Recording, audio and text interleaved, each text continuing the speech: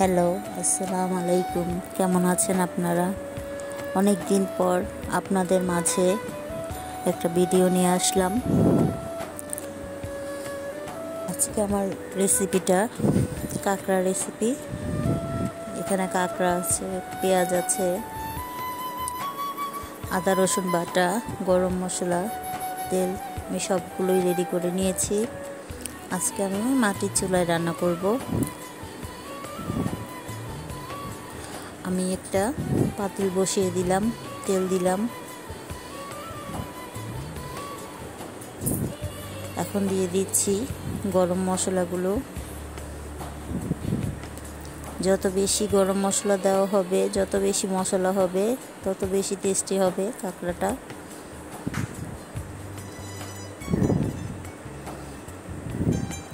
আমি একটু নেড়ে নিচ্ছি।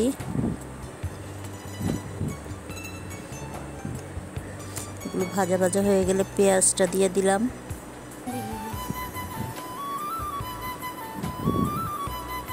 পেঁয়াজটা একটু নেড়ে চেড়ে নিব।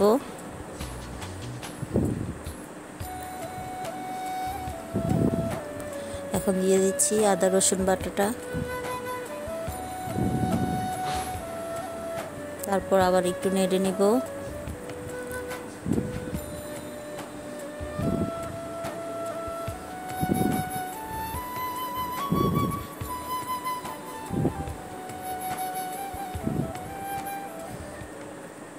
এখন দিয়ে দিলাম মশলাগুলো, যেগুলো আমি ভিজিয়ে রেখেছিলাম।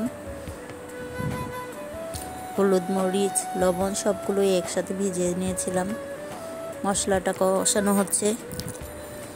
আমি কাঁকড়াগুলো দিয়ে দিচ্ছি।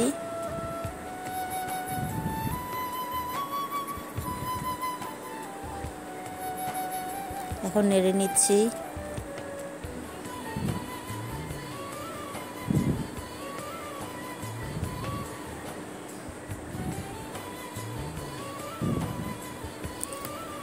ঢাকনা দিয়ে দিচ্ছিলাম। এই যে দেখুন, আমার কাঁকড়াটা হচ্ছে চুলার মধ্যে। পানি দিয়েছিলাম সিদ্ধ হওয়ার জন্য।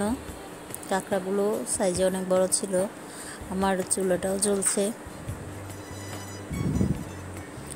কাঁকড়াটা অনেক ঝাল ঝাল হবে, তাই আমি বেশি করে মশলা দিয়েছি। কালারটা অনেক মাশাআল্লাহ খুব সুন্দর আসছে। এই তো আমার রান্না হয়ে গেছে। আমি ঝোলটা শুকানোর জন্য দিয়ে দিয়েছিলাম।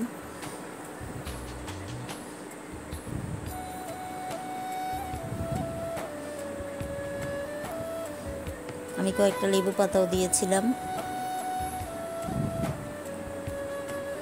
এই তো আমার পরিবেশন করা হয়েছে।